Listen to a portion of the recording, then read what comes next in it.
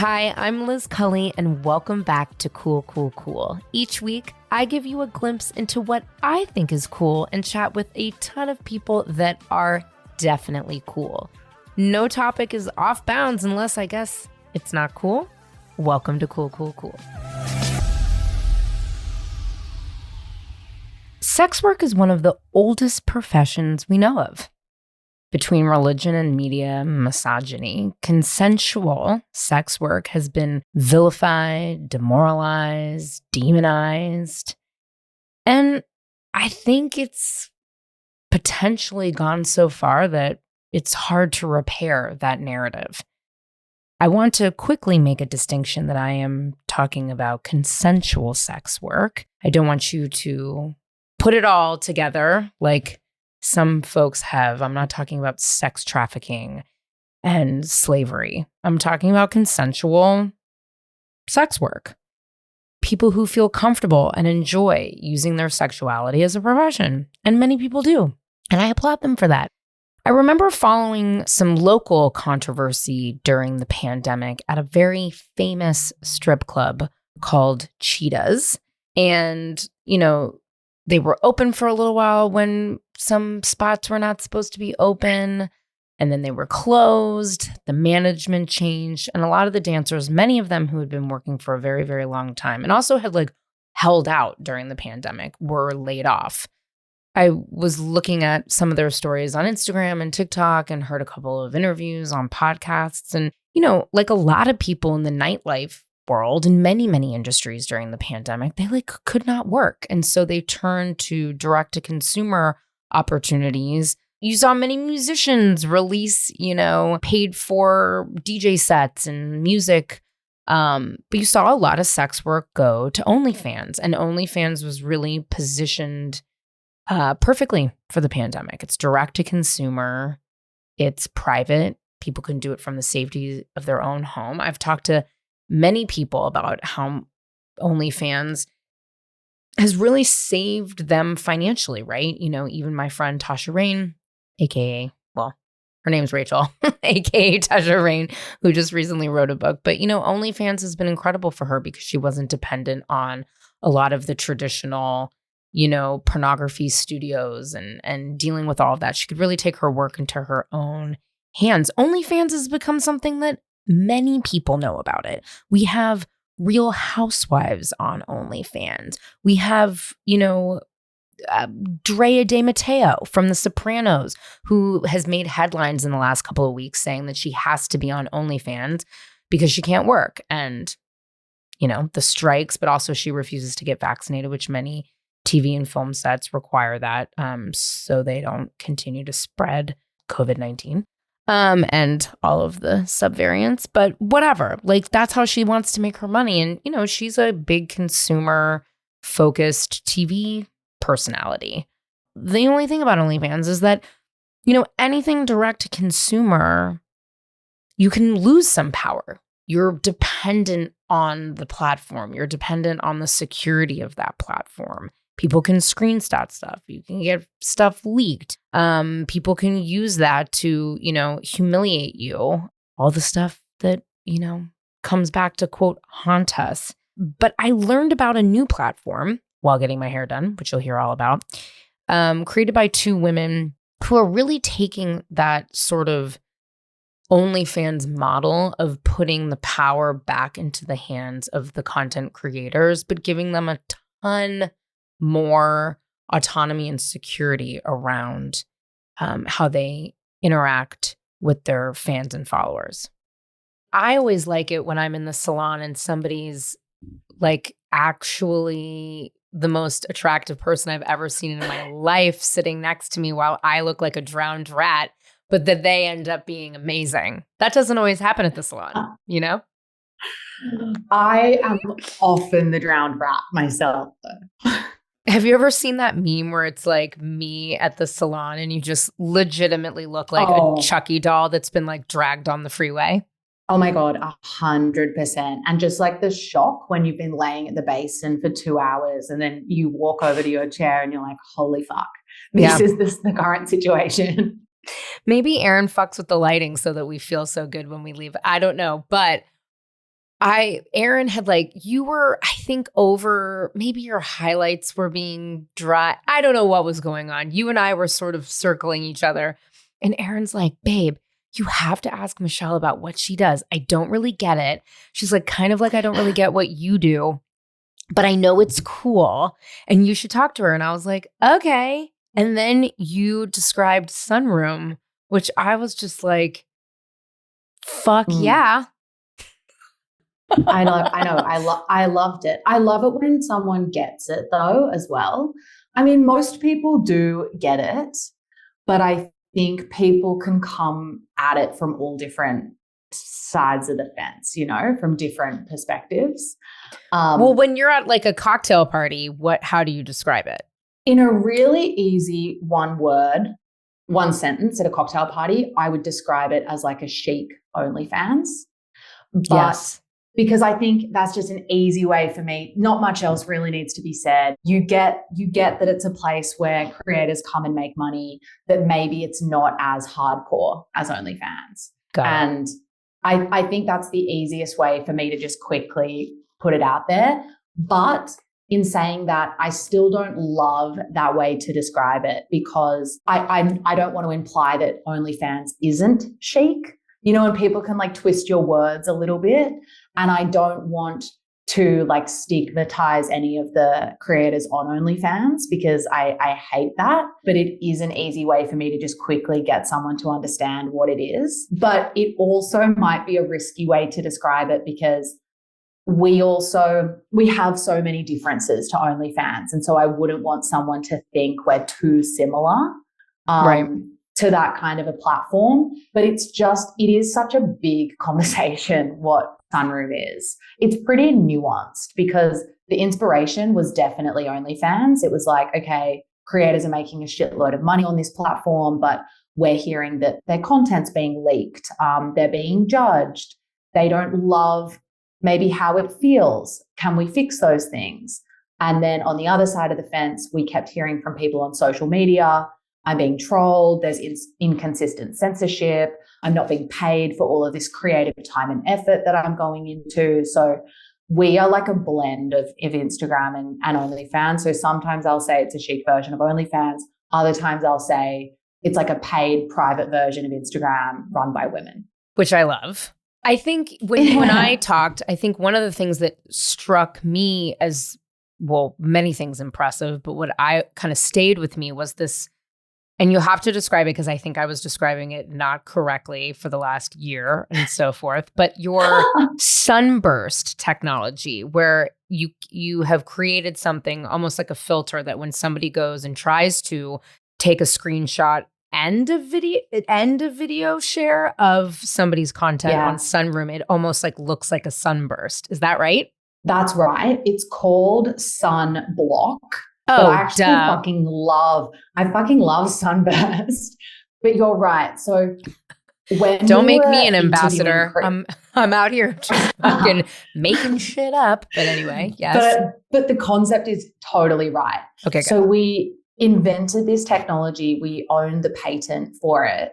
And basically it completely blocks screenshots and screen recording, because we wanted to solve piracy, because we know on Patreon, on OnlyFans, content leaks are just such a huge problem, and no one had solved that yet. So it took us so fucking long to build. It meant that it took us a year to actually launch the app, which was so painful, but it was really worth it, because we want people to come to Sunroom and be vulnerable and open up and talk about the hardships and share the breakup story, and talk about the worst sex that you ever had, and speak about your family, maybe religion, all these things that perhaps feel more like what you would write in your diary. And I think if you're going to put that anywhere on the internet, it needs to have some level of protection. So Sunblock, it means that creators can be sure their content can't be leaked. But it also helps them just open up a little bit more, so that their members are also gaining more from coming to support them on Sunroom. But it's been like a blessing and a curse. Like it is kind of our X factor in the product, but technically it was so hard to build this technology. It's pretty incredible, though. I mean, I feel like from a business perspective, also something that perhaps, obviously, you want to keep the X factor for Sunroom as long as possible, but always my brain is like, well, you could sell that tech, and that's like an interesting, you know what I mean, business model as well, from, you know, just diversifying off the platform. Speaking of business, I also loved when you and I first met, you were talking about how people were judging you for, I think you said like bikini shots or like risky outfits, which, by the way, I would just like to say for the record, if I looked like you, I would walk around completely fucking naked at all times. Literally, I would never wear clothes, but just me. You know, I know you're an ex-Bumble employee, which was obviously a very female empowering job. You and I talked. I knew Whitney back then, and a lot of original employees, and you know, really understood the ethos of the company there, which was empowering women.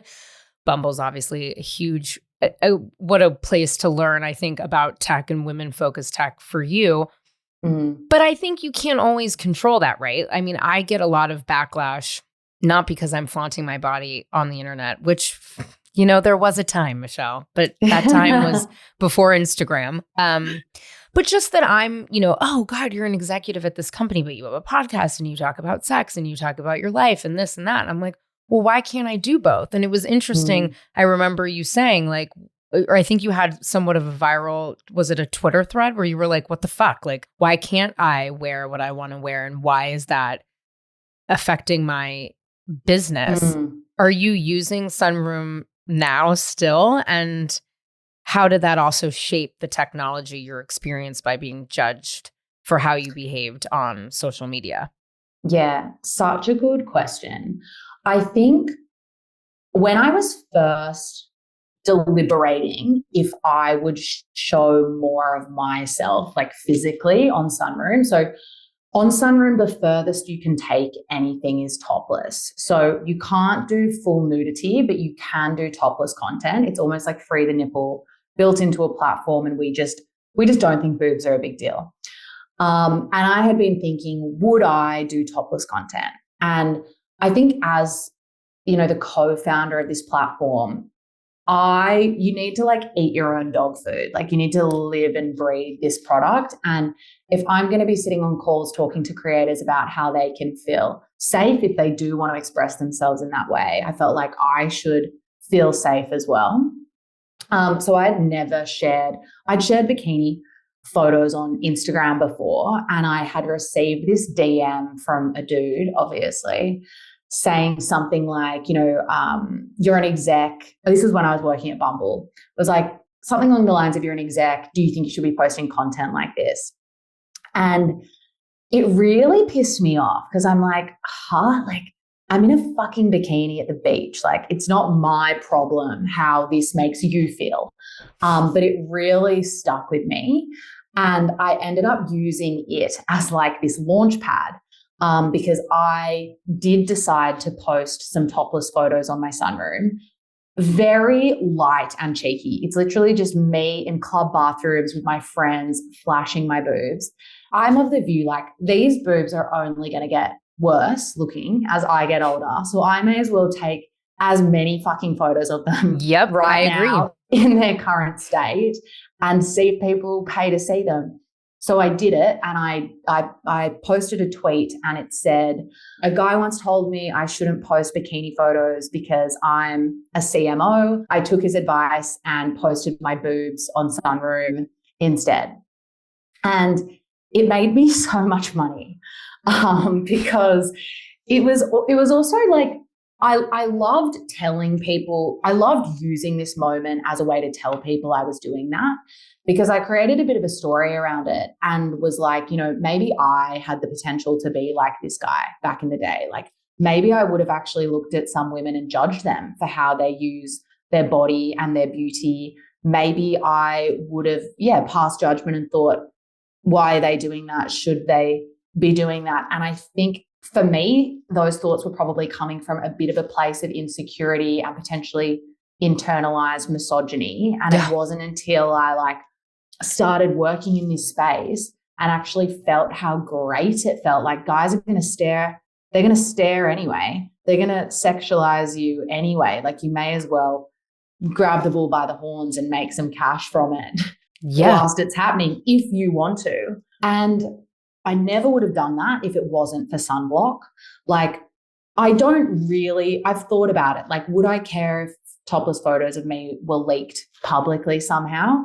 I absolutely wouldn't, because I would definitely use it as a marketing opportunity and as an opportunity to go into how fucked it is that women are shamed for how they use their bodies, yet a man can be the hottest, funniest, smartest guy sleeping with everyone in the office and they're a fucking champion. But women have to be like one-dimensional. And I think it's like sometimes there are those sayings, you know, brains over beauty. I'm like, no, all of it.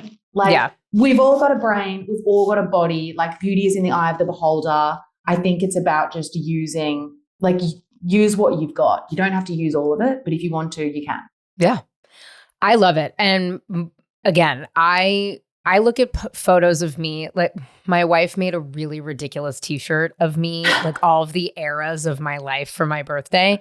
And she had a very fun time going through my Model Mayhem account, which I'm pretty sure I took down though when I got the job at Condé, because they do a significant background check.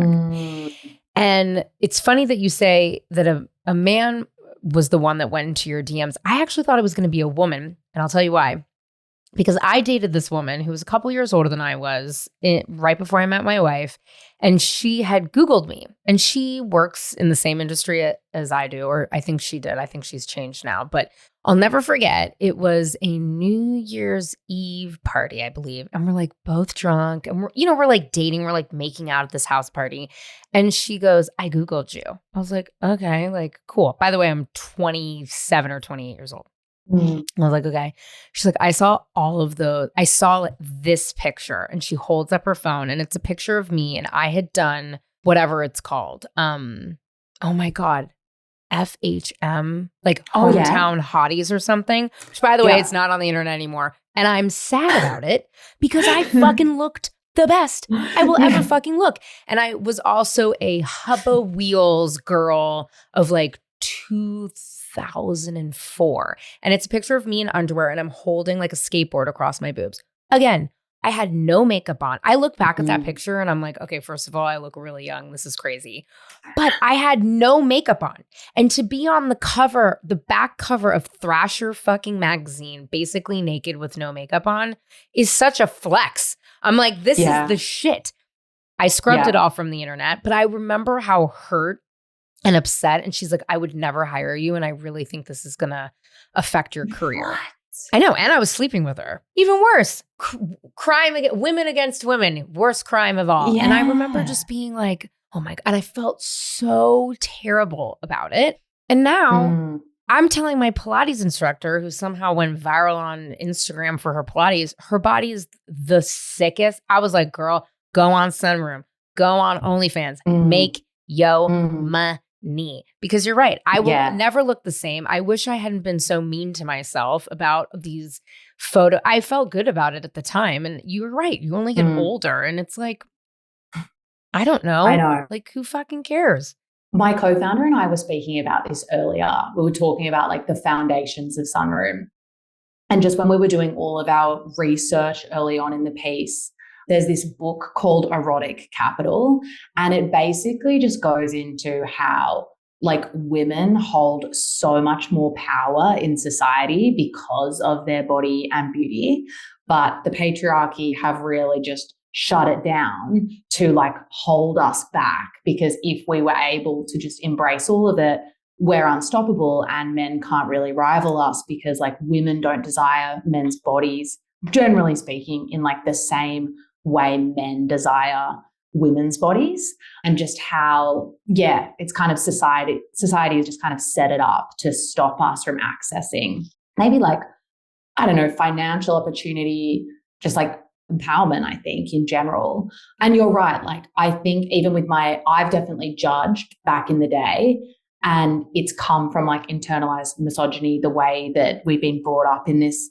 society, like the woman that you're speaking about. And it takes a lot of unlearning, I think, to change those perceptions if you do still hold on to them. And I would challenge anyone, like if anyone's listening to this thinking judgmental thoughts or like, oh, that's degrading, that's like a bit less than, that's desperate. Like, where are those feelings actually coming from? Because I've had them and I kind of realized they weren't original thoughts.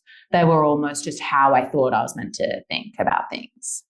Yeah, because like, I mean, beautiful, sexy, powerful women have been around us forever, right? I mean, even in pop culture, you look at how the Housewives, we were talking about reality TV before we started recording, like the fucking Housewives franchise is bananas. How these women, one, have to put so much money into clothes, makeup, etc. But also how I think overall sexualized they've all become. I love it because most of them are 40 and above. And I'm like, fuck yeah, like be hot. Okay, Erica Jane, like do you, Dorit, whatever, Portia, all you ladies, Cynthia. I mean, who I've, and I've met a lot of these women in person and they're gorgeous. They're stunning, and I think they are kind of, while that show isn't quote sexy by nature, I think I kind of love how sexy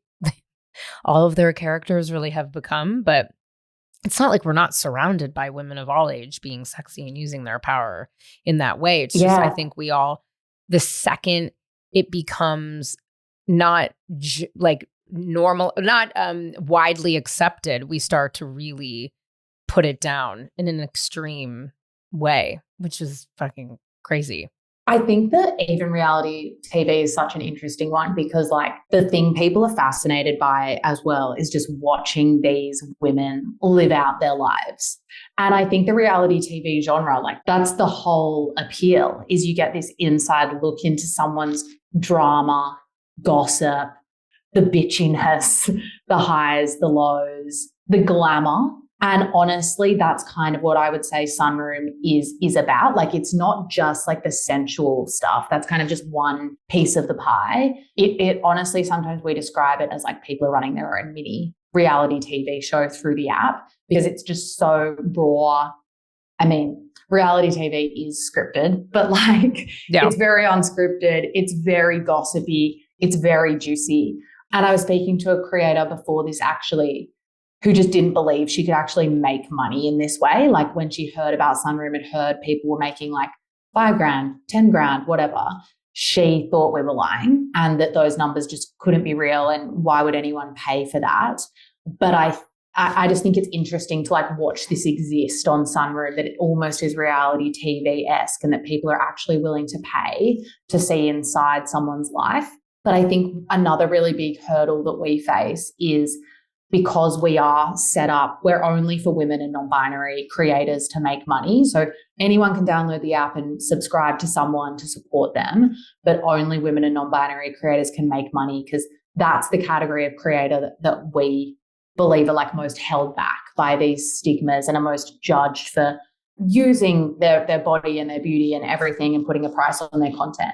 But it's created this massive hurdle because I also think like as women, we sometimes don't think we do deserve to be paid to show up in this way, or that like if people will be interested or not, or is it wrong of me to put a price on this? Like, are people going to shame me for asking for money? So we honestly face like a clusterfuck of challenges. It's really, it's really hard to ask for content to be paid. I can tell you myself that Patreon, I am so grateful for every single person that has subscribed to my Patreon, but the agony of figuring out, and I'm telling you, hours of meetings, me spending so much time talking to other creators. How much content are you putting out? And also, it's another full-time job. And I have a pretty like fucking intense full-time job. Let's just be real. So this is a lot, right? But Patreon is great. Obviously, they take a fee. But the agony of figuring out how to pay the pay tiers, feeling guilty about it because I haven't made any money on my podcast. Like the Patreon is great, but like this costs a grip to make. And now I'm feeling a ton of pressure, not only pressure, but I want to get back into the studio. Even with you, you were like, I'll meet you in the studio. I'm like, fuck, I don't have a studio yet. I've been talking to a few, figuring out like who I like, what I can do. But then that's another incremental cost. Advertisers, like traditional ones, it's really peanuts to an elephant. It's almost not, in my opinion, worth it. I had advertising on and I hated the experience of listening. So I took it off. And then you've got like Instagram subscription, but like that's kind of, they take it is really, really hard to make money from content, actually. And you're right, it is so difficult and it's agonizing to ask for it because a lot of times I'm like, well, they can get it free from, Call Her Daddy. But like, I also don't have an $150 million Spotify deal. You know what I'm saying? Like, I know. But I will tell you, I really want to know how Sunroom has evolved since we last met because I did start a Sunroom. Yeah. But it was just feet. And I didn't make much. And people were not that interested in my feet. I mean, Did you promote it? So this is where you and I talked about this. I remember because I was like, how can I need to redo this goddamn kitchen. I just had to fire another interior designer. They're all fucking scams. I just have to like figure this out myself. But I really could use like, even to offset this show, $2,000 a month. Yeah. Would be amazing. No one cared about the feet. The feet. And you know what I think the problem is that my audience on both Cool and Instagram, which is like well over 20,000, it's primarily women that follow me. Yeah. And is that my problem? No one cares about my feet. I'm not promoting it. And if I do promote it, it's to women who are likely not as apt to go support other women. So this is a really good question. I always recommend, firstly, I think you could make $2,000 a month. Like I have 30,000 followers on Instagram, pretty close to you. I do sell some topless stuff, but I only do that in DMs. On my grid, it's like all for the girls. I talk about my weekends. I talk about partying. I talk about health. I talk about travel. I talk about running Sunroom. It's almost like an extension of what I post on my Instagram. But here's the thing. I just want to interject really quickly. You and your fiance potentially, like, you know how they used to say, like, oh, this is what the most perfect people are going to look like in 20 years. You two are these little Australian, like it's beyond, I would pay, not to make you feel uncomfortable, I would pay money to watch you guys have sex. Like for real, on Sunroom, maybe even just make out. I would watch maybe just to kiss. I'll just say that. Second of all, maybe him and I should start an OnlyFans then, just as a bit of backup cash. Correct. Selling porn. The other thing I would say is you're like flying to Positano for like the weekend. I mean, you do live, I'm in fucking Glendale redoing like an 100-year-old house and with my dog who is lovely and beautiful, but like she's sort of annoying and like, and I literally, my Sunday afternoons are Trader Joe's, the farmer's market and Sprouts. Like, and that is such an exciting thing. But remember, highlight reel, right? Like I am sitting in a WeWork in Culver fucking City, trying to run a business. I live in a shoebox in Venice, also with a dog who has like separation anxiety. Same. So I think, sure.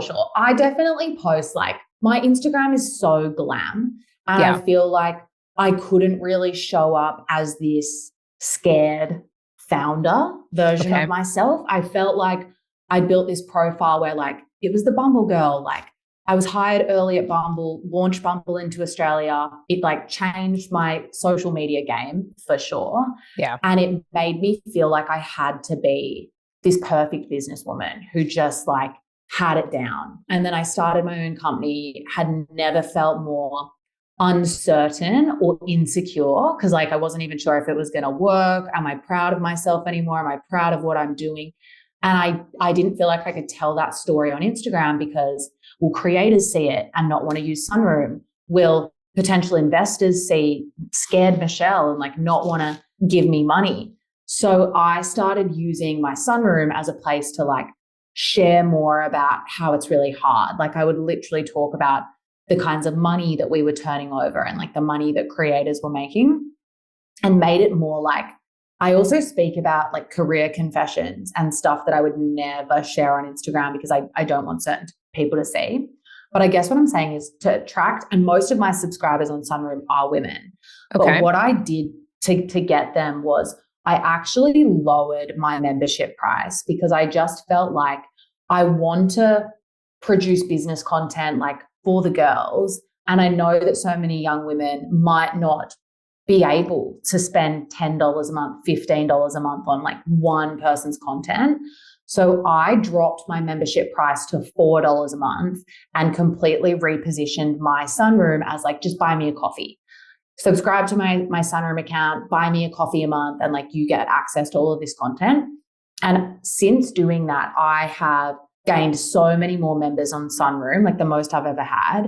And I also have basically no churn because it's such a small amount. People don't cancel their subscriptions, but I've got like volume there, which makes me want to keep showing up and like keep, I guess, revealing this side of myself. So I do think a good way to like kickstart your Sunroom is definitely like position it for the girls.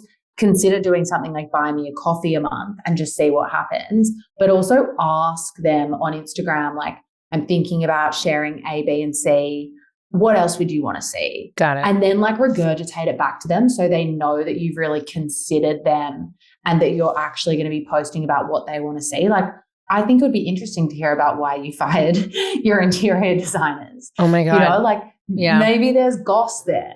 And like stuff that you probably couldn't say on Instagram because they would see perhaps.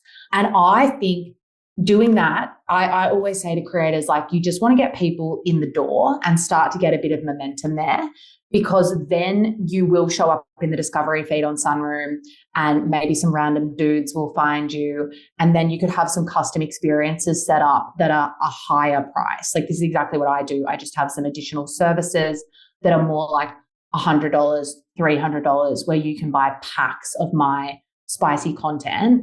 And that's how I make my money. It's like my subscriptions are like my passive baseline. And then all the stuff I have going on in DMs, it's of a much lower volume, but it really adds the dollars. Please tell me that you treated yourself to something fun with direct DM spicy content money. Like, did you buy a bag? Did you buy like jewelry? Like, I hope you did. Yes. Because that's that. Yes. Because for me, if a dude is going to give me skrill for anything, I'm like, cool. I'm going to go get this Dior lady bag, like probably a vintage one that nobody else can buy. Like, I mean, I am eyeing like a certain necklace. Like, what did you buy? This is the shit that I want to know. Yeah. So how you were saying, like you're flying to Positano. So I had this wedding in Europe. I absolutely could not afford to go. It was one of my like richest friends. And I'm like, fuck me. Everyone at this wedding is going to be so glam. I think you know her. She worked at Vogue. I think we might have spoken about her. Yeah, we did. I know exactly. No. I know who it is. And I know the wedding you went to. Yeah. Yes. And I, which by the way, they were rich as everybody there was wild. Like, it's almost like, it's so funny. Like people like that. And I just know that crew. A friend of mine just said something so perfect where I was like, oh my God, this mutual friend of ours. I was like, God, she's in like Amalfi again and Positano. She's like, honey, it's seasonal. It's not like vacations, it's trips. It's like, this is where they go in this, like, then they go to Idaho, then they go to wherever, then they go. And I was like, oh, right. Fuck me. Anyway, yes. Okay. That's such a good way to explain it. Trips. Like for some people, it's just seasonal. Yeah. So I was like, how am I going to do this? It was just a lot. I tried so hard on Sunroom. I made $8,000 the month before because I was so motivated. And so I bought myself a cute little, that raffia, like Prada bucket hat and a Bottega bag when I was in Rome. Yeah, you did. Fuck yeah, you did. Yeah. Honestly, I'm telling you, it's so interesting. And by the way, I did share my interior design fiasco with my Patreon because that is where because I had to, because it was so fucking ridiculous. Yeah. Like, it's such a scam. But yeah, you're right. It's so interesting. I mean, listen, I think privatized content, I think we all have to agree that this is, especially given the strikes that we're in, given how we consume content, like, I love to do this and it's fine. However, Instagram totally fucking shadow bans me all the goddamn time, all the time. For what? For being gay, like literally for being queer. I'm sure of it.